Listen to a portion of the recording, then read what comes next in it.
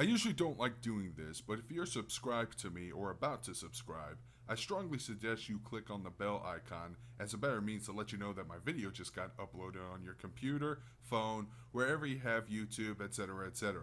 A feature so astounding and useful, the site's already trying to destroy it. I say this because a fan of mine notified me that my videos aren't appearing on his subscription page. So, to reiterate, click on the bell in order to get notifications that my videos are here. Now, that all being said, hey everyone, it's your boy Darkscream, and now that I got a new computer to make traditional rants and reviews about games and anime, I think it's time to pump out an anime review to get the adrenaline running. And here's the kicker, I plan to review something a little more recent. By the time I record this video, the anime is not even a year old. Darkscream, the bitter asshole who mostly prefers to watch anime from the 80s, 90s, and mid-2000s, is gonna talk about something he saw recently? Some of my longtime fans might be wondering, and the answer is yes. And the reason why I'm reviewing this anime in particular is because it is a direct sequel to one of my favorite mangas of all time, and that anime just happens to be UQ Holder. Now, UQ Holder is a fantasy action, maybe a harem anime based off of the manga of the same name by Ken Akamatsu that aired on October 2017 for about 12 episodes. The story follows Tota Kanoe, a young amnesiac who, motivated by the ghost of his grandfather, wishes to climb to the top of the orbital elevator connecting to Mars to see what's up there. Yeah, I don't think I have enough time to explain why that exists, but yeah, there's an elevator from Earth to Mars. Well, anyways, when a bounty hunter attacks his mentor, Yukihime, it turns out he was cursed by her with immortality the day his parents died 2 years prior. But Yukihime is the immortal vampire Evangeline A.K. McDowell. So Tota used his newfound abilities to save both her and his friends, and is recruited into an organization she runs called UQ Holder, a secret society of various immortals whose job is to protect oppressed members of society and other immortals in Japan. So, I mentioned that UQ Holder is actually a direct sequel to one of my absolute favorite manga series, and that manga series just happens to be Negima.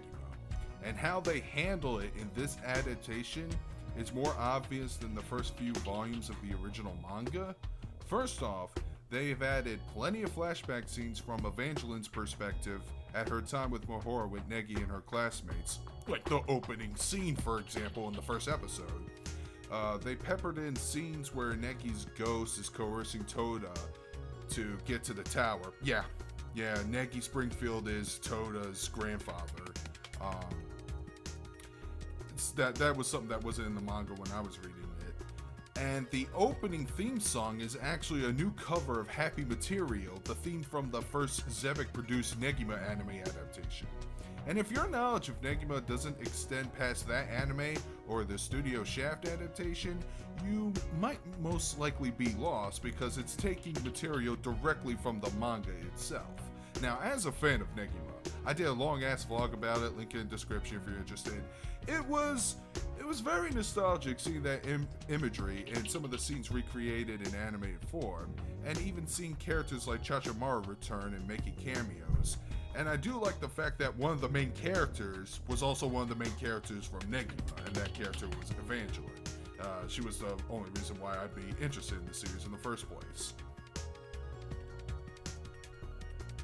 As for everything else, I've only read about 5 volumes of UQ Holder so far, but I gotta say, when comparing it to the anime adaptation, I'm pretty sure the anime bum rushed the fuck out of the manga adaptation, because I'm pretty sure some stuff was spoiled for me before I got to that point.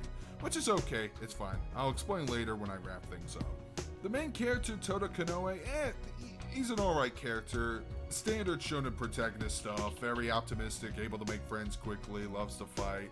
Like his design, he's pretty cool, but other than that, nothing really out of the ordinary to me. Definitely shortcut his abilities pretty fast, but he does have a really cool gravity sword. He has a sentient gravity sword that he can actually control with a spin of a dial on the handle. So I thought that was pretty cool. And you also have his friend Kuromaru Tokisaka, who is this series' Shinmei Ryu swordsman following Setsuna Sakurazaki from Negima and Motoko Aoyama from Love Hina. He's also a pretty cool character. He's basically the sane, level-headed counterpart to Toda. But of course, the reason I've been trying to stick with this series is because of the other character, Evangeline. I know she's been going under the alias Yukihime in the show very often, but she'll always be Evangeline to me. For those who aren't familiar with the predecessor series she was actually the first major antagonist in Negima, who later becomes not only an ally to Negi Springfield, but she even took him under as a student in order to help him get good. And she's basically doing the same for Toda as well.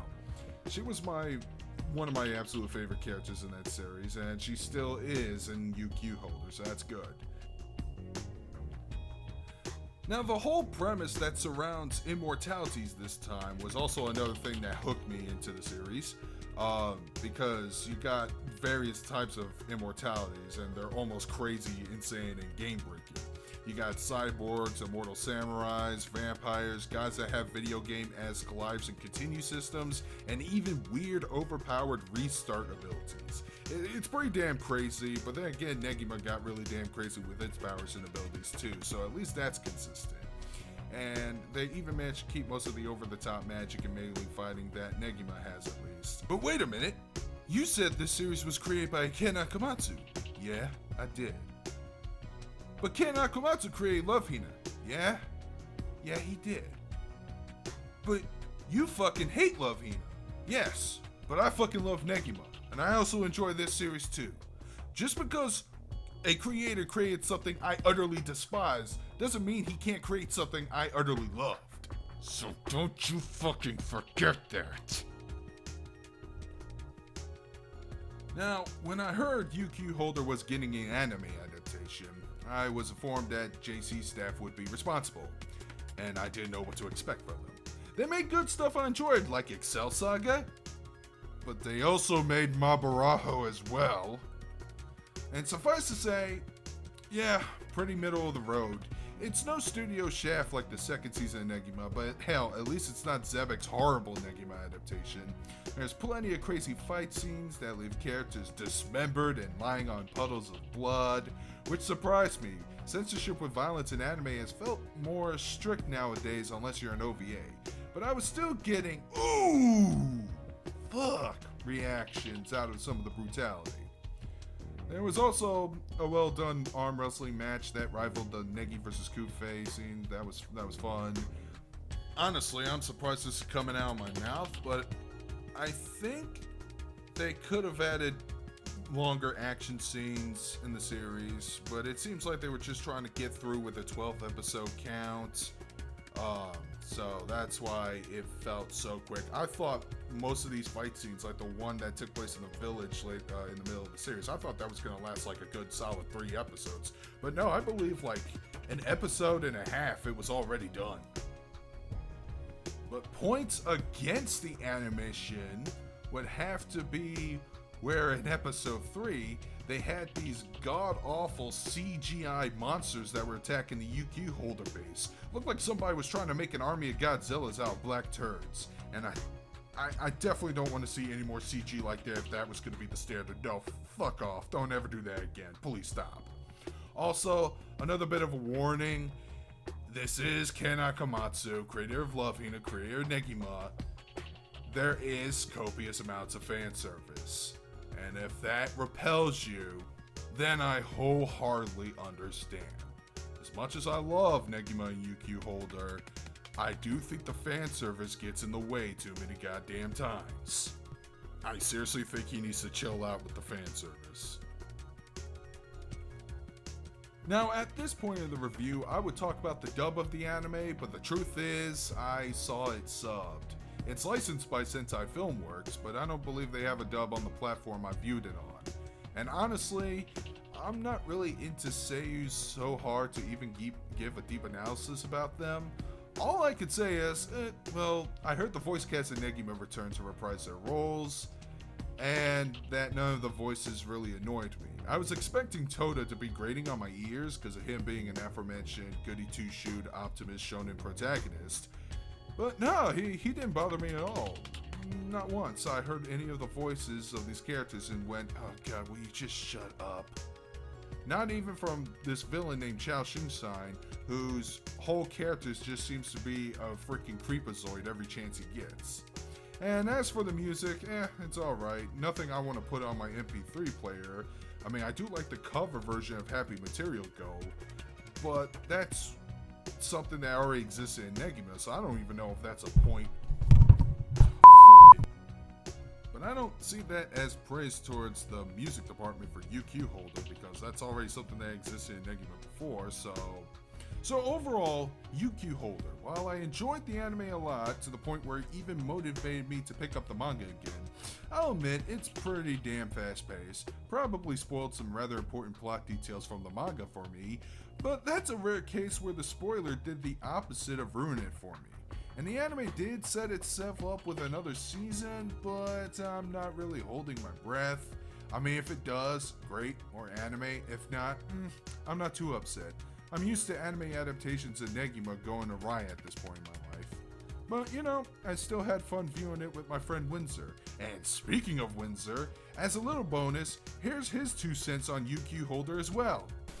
I went into watching UQ Holder with only minor knowledge of the characters from Negima. I remember watching the series by Shaft way back, but that was about all the knowledge I had. I didn't know the characters' personalities too well, or how the series concluded. I was given a brief crash course on how the manga went by Darkscream and then went straight into the show. And on its own merit, even without all the references to the other series, I found it pretty enjoyable and good on its own. And while there is plenty of relevancy to the original show, you enjoy the main characters from this one on their own without the need of all the fan service and callbacks. I can say I'm genuinely interested in seeing where the rest of the series will go. If it does get a new season, I'll definitely follow up on it. I can recommend this to people who are both fans of Negima and people that aren't. If you want to check the show out yourself, it's currently on Prime Video. I hope you guys enjoyed this review, because I'll admit I failed my fans who come to see this channel for all the anime talk and reviews. And if you're going to post something in the comment section being modest and say I didn't, because truth be told, I did. I screwed up. I spent too much time streaming on this channel, and that was wrong of me. So I need to go back to the traditional cheap BS videos about anime games from now on. And if this review turns out well, I got another surprise review coming up, and then hopefully I'll at least get the Bubblegum Crisis review out. But I got something else I want to do first. So, like I said, I hope you enjoyed this review, and with that, this is Darkscream signing out.